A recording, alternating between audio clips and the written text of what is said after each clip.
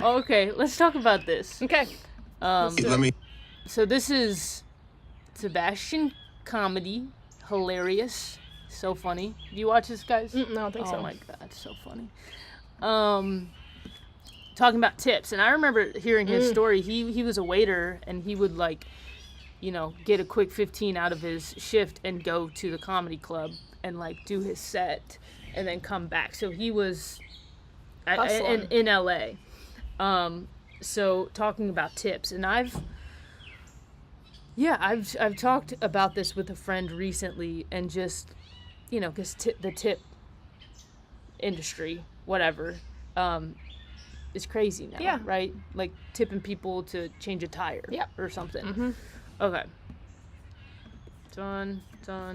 We respond to people that are saying you should not tip 20%, you should 10, 15%. This is a guy who's been in the business and is speaking from a waiter's point of view.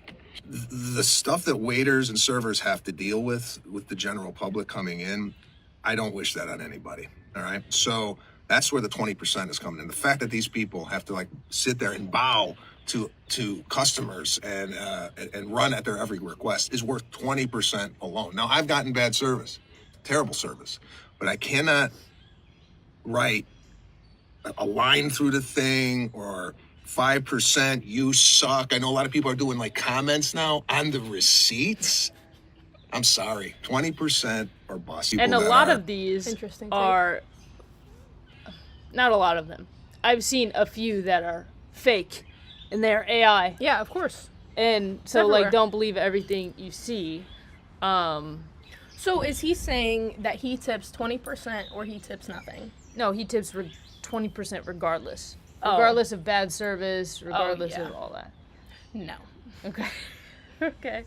No. Yeah. I consider myself a really good tipper. I mean, I worked in serving and at a winery and stuff, so I can understand how tips pay people's bills. If that's your job, if that's your main source of income, that pays your bills. So my job that pays my bills, when I go to work, I do the best I can. I treat people well. I'm not sitting on my ass all day. I'm doing my job.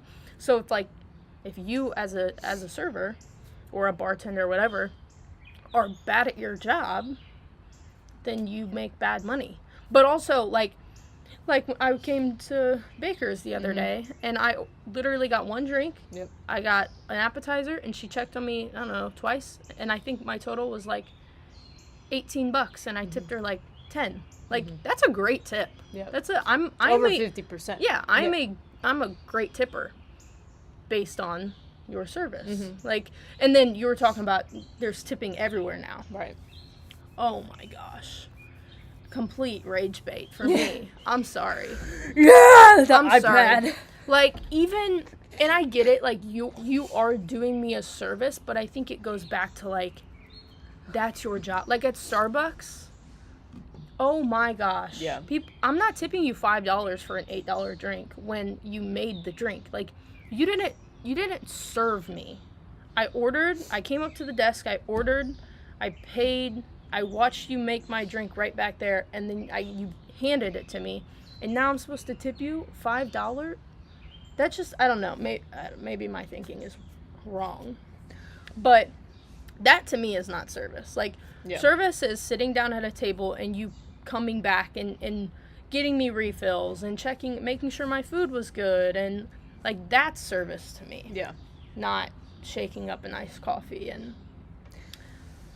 maybe that's why so many people become baristas, because, I think of the times I've been barista, which is many, and of course I love the tips, but I'm pretty sure baristas get paid minimum wage plus tips. Yeah, but service, it's $3.25 or something. I think it's $7.50, so it has to be at least half of minimum wage. Oh, gotcha. Okay. So $7.50. The internet and AI shit is showing $2.50. No, it's not $2.50. That sounds like slave labor. I mean, I know when I worked service, yeah, I made 3 something. Like, I would go home with like $150 in cash from Right. like tips every night, and then I would get my paycheck for 2 weeks, and it'd be like $200. Yeah. I'm So- pretty sure it's like half of. It's probably more. I Minimum mean, wage. minimum wages went up since gone I worked in Yeah. in service. So So that's a reason. Yes, service is different than the coffee shop. yeah, And sometimes I think there are, maybe Starbucks, okay, milk, espresso, flavor. You go to nicer coffee shops, it gives you, I don't know, they give you a little more. They give you a little bit of presentation, Yeah. or they do a pour over, like it's a little nicer, but that kind of goes along with the tips of the higher ticket price. So if you paid $20 and you're going to tip 20%, so $5, that's 25%. yeah, And then you go get $100 meal, but it's like one plate, or whatever. Then are you supposed to tip 20? right. Or 20? Yeah. So people are like, so on this, it says, I grew up in the restaurant and worked at oh no, this is not it. Okay, sorry. I thought I saw maybe a comment the other day, or maybe this is just other posts that have been going around of, why should I tip more if the waiter comes to me the same amount of times?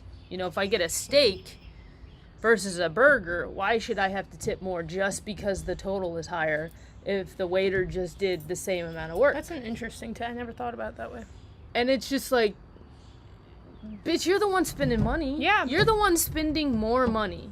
That's just it. You come to a restaurant, you play by a restaurant rules. Yeah. You if you don't want to play by those rules, don't go to a restaurant. Like, why are now consumers,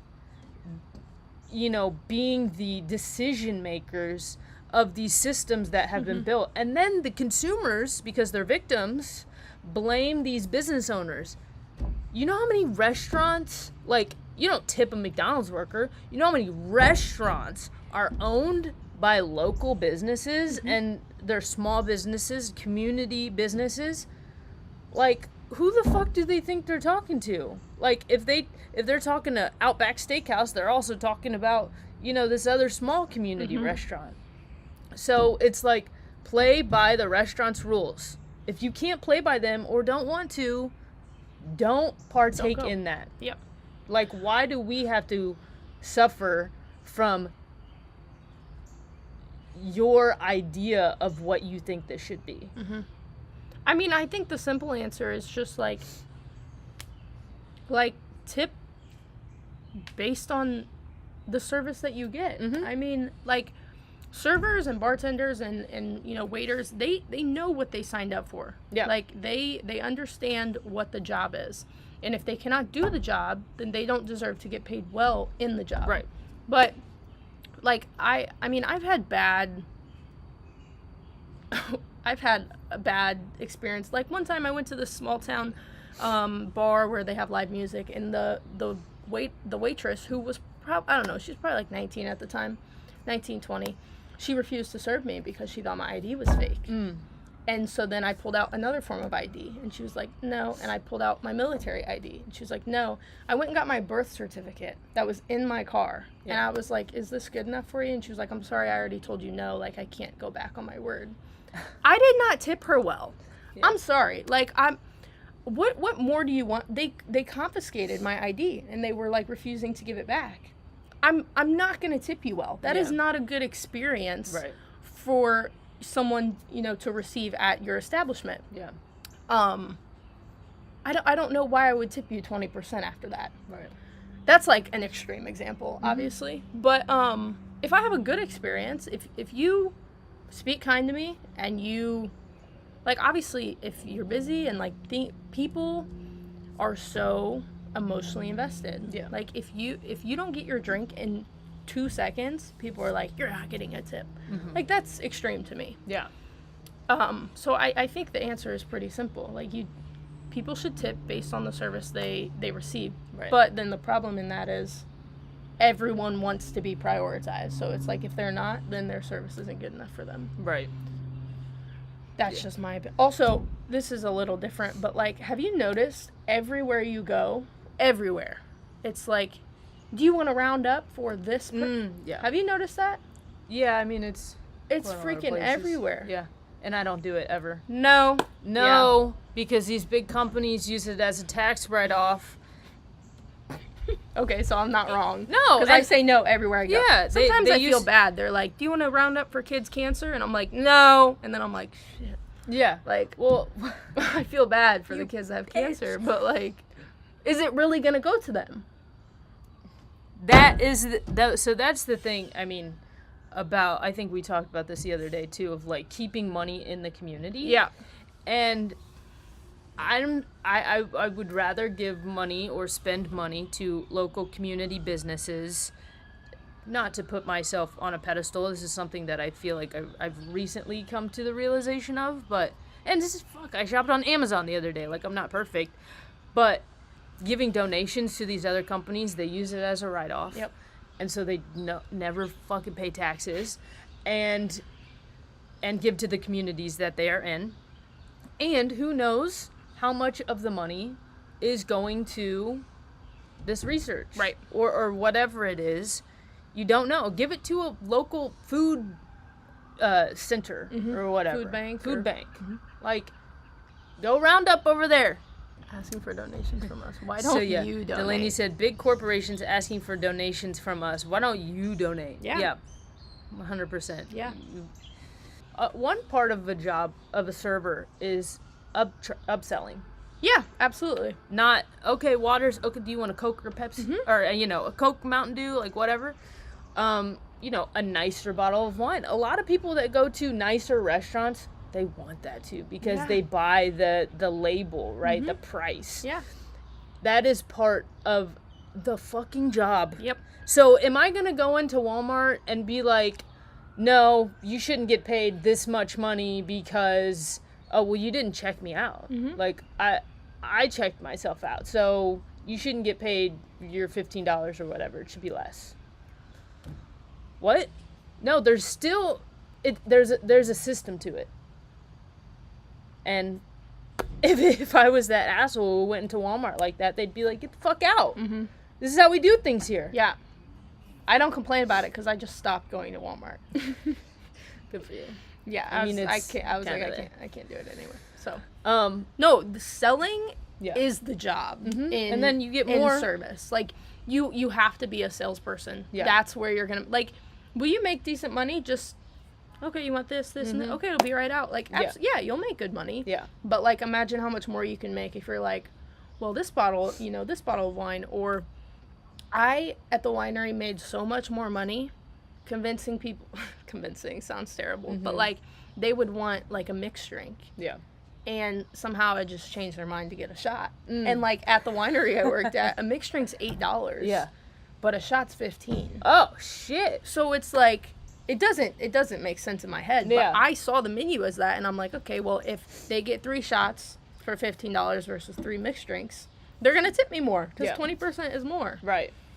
So it's also easy to make money when you're dealing with live music and drunk people. They'll just Yep. So. And it's like, you want a Moscow Mule? I'm learning my bartending words now. You want a Moscow Mule? Oh, do you want Tito's vodka? Do you want Rail? Want this nicer? Yeah. Like, so it's part of the job. If you are going to be a patron of these places, you have to submit to the role of customer. Yep.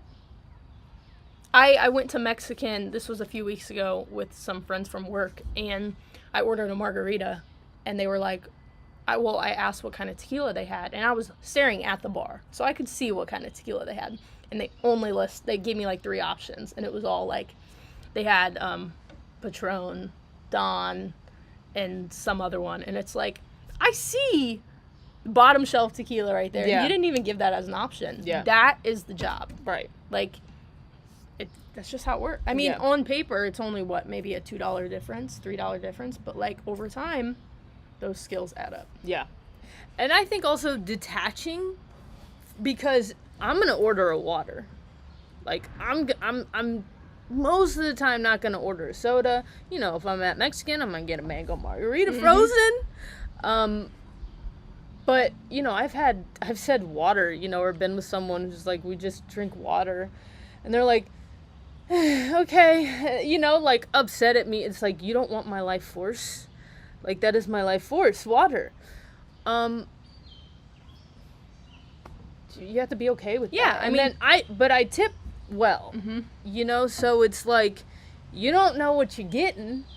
But either way, you just gotta put that face up. Yep. It's like, try to sell it, and if you can't, Yeah. great.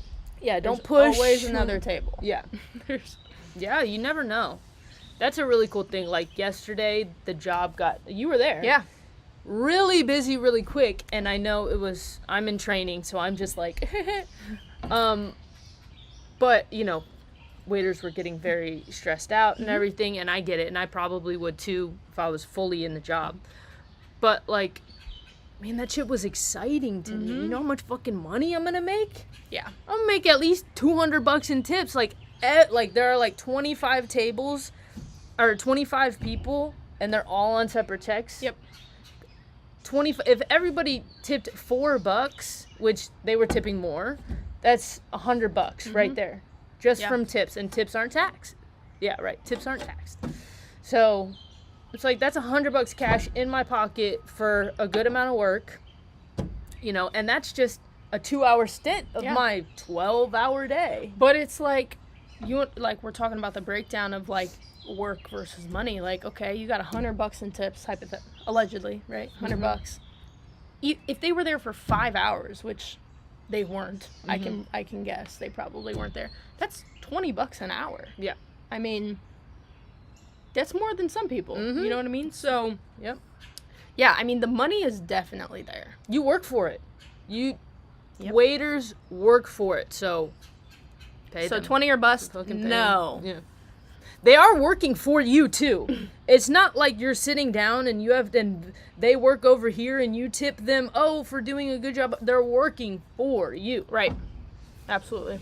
What'd she Delaney say? said, had to tip at the vape shop yesterday. Crazy work. Don't do it, Crazy Delaney. work.